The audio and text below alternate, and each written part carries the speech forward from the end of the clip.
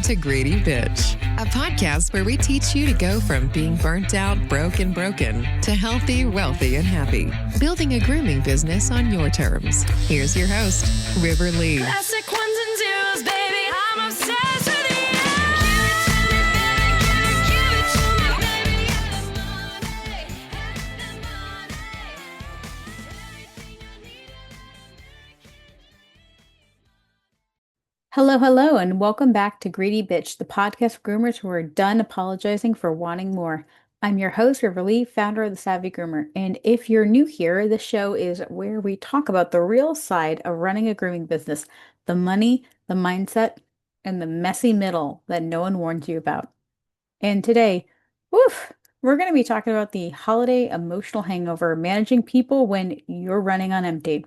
December isn't just busy, it's emotionally contagious. Everyone's buzzing, frazzled, sugar crashing, and you're the one trying to keep it all together. So grab your coffee and maybe the third peppermint mocha, and let's talk about what happens when your client's emotions start colliding with your own and how to calm the storm without losing your mind.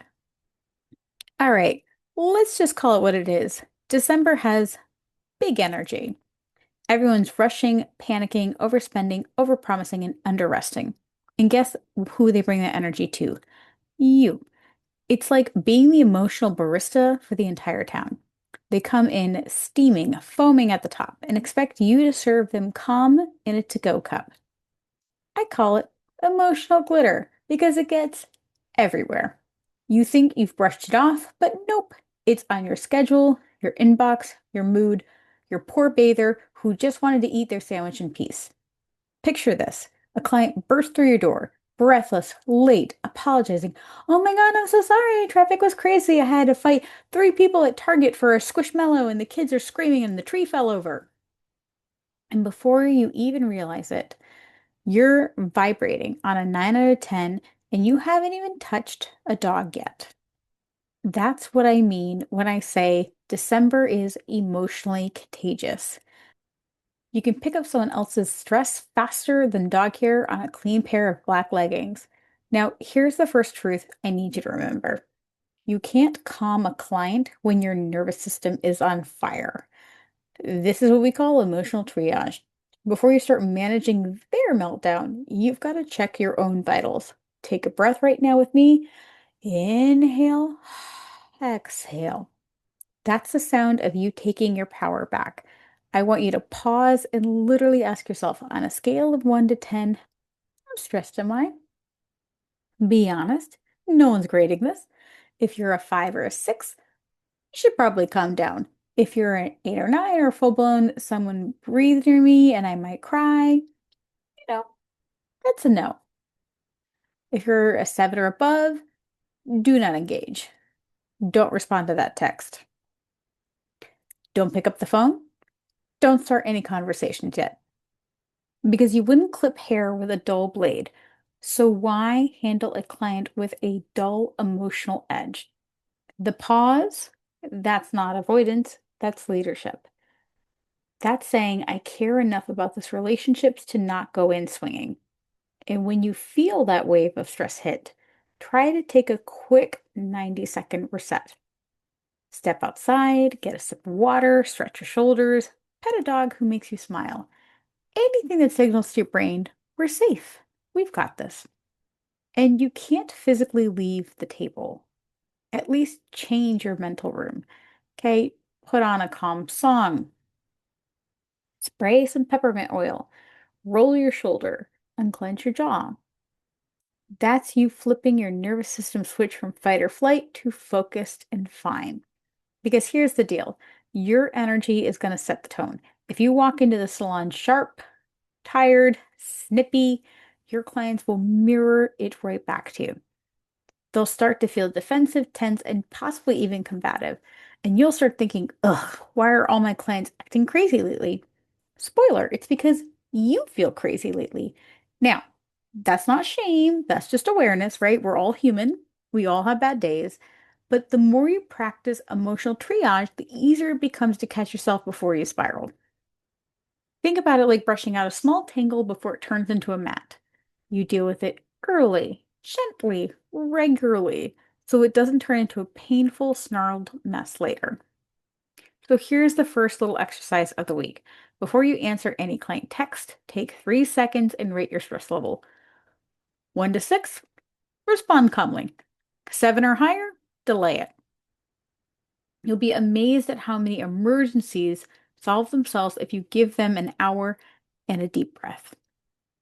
And when you start showing up that way, grounded, measured, and controlled, you'll notice something magical happen. Clients stop spiraling so much.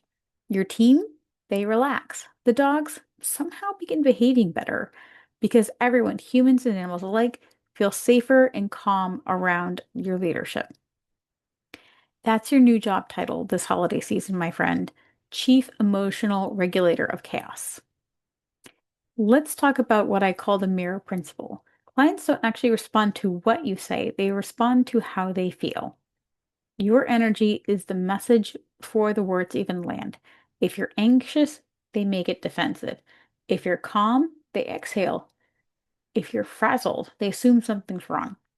They are literally holding a mirror up to your tone and energy. And this is the part no one tells you when you open your own grooming business. You're not just the groomer, you're the emotional thermostat of the room. And that's why one of the best leadership skills you can develop isn't a fancy grooming technique, it's emotional regulation. And I don't mean freaking calm while you're internally screaming. I mean actually finding it.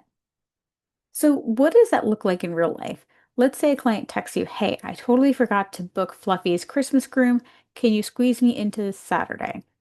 Old you, panic, guilt, heart racing, scrolling your calendar, bargaining with your sleep schedule, like, maybe I can stay late and skip dinner. I can make it work. But the greedy bitch version of you, she pauses, she takes a breath, she checks her schedule and decides to respond with grounded confidence. "Hey, Susan, I'd love to help, but I'm currently booked through the holidays. I can put you on my cancellation list and go ahead and schedule for January. So Fluffy is fresh for the new year." You're not cold, you're not apologizing, you're clear, you're kind, and you're calm. And guess what? The calm energy is contagious too.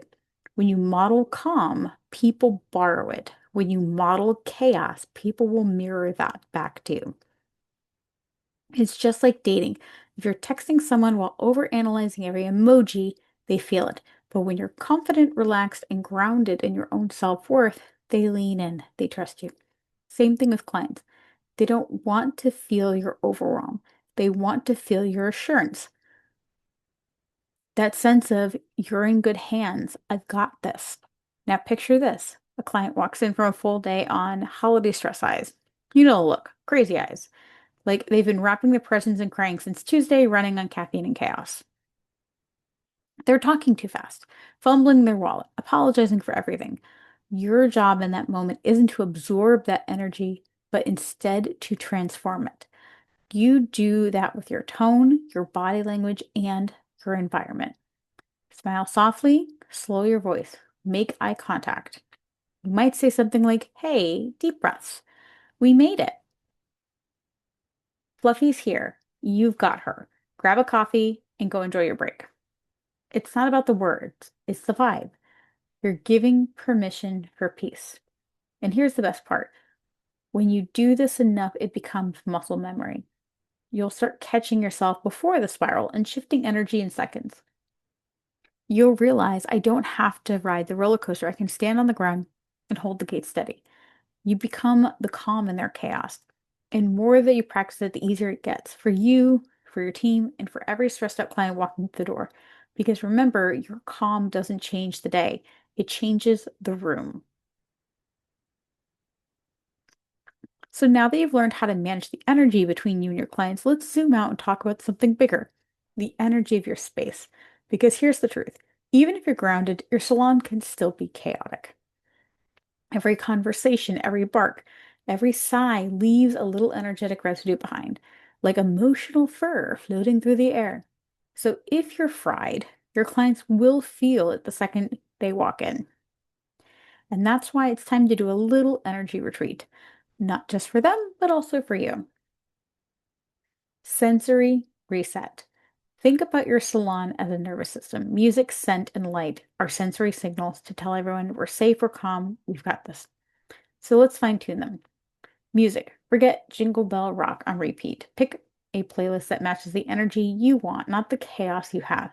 Think maybe mellow lo-fi, acoustic coffee house, or even spa playlists. Something that helps you breathe slower.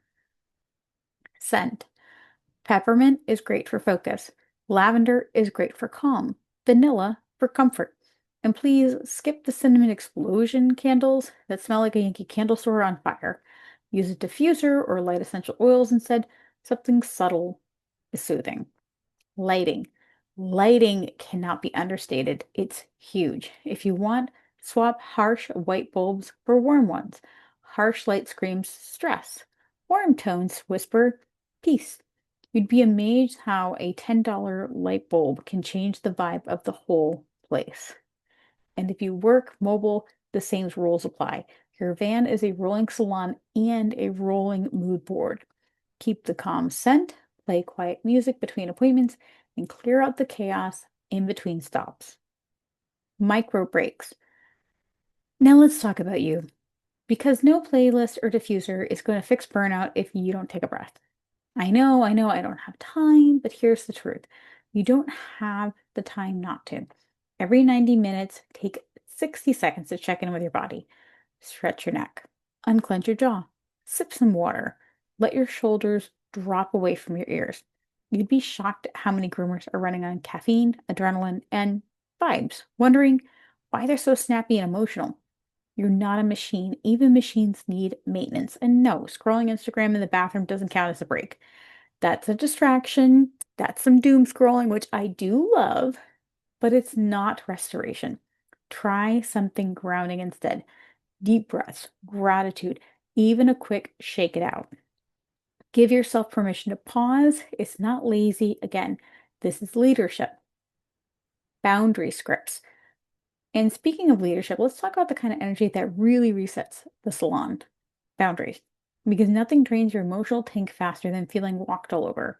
This is where we connect back to the blog I wrote, How to Fire a Client Gracefully. Boundaries aren't just about saying no, they're creating structure that lets everyone relax. When you set boundaries with kindness and clarity, you're modeling calm, professional energy that your clients can trust. Let's go through a real life script for this holiday chaos. So let's say a client wants an express groom, but you don't offer the service anymore.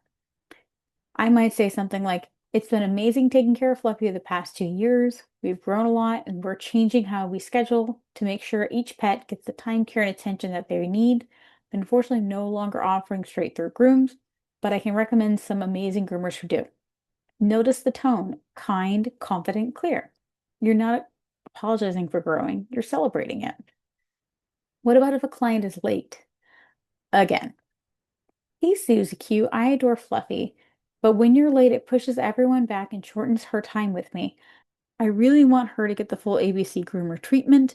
What can we do to make sure that she gets that? That's boundary setting done with grace. You're not scolding, you're inviting problem solving. Because remember, your job is to be the guide, not the hero or the villain.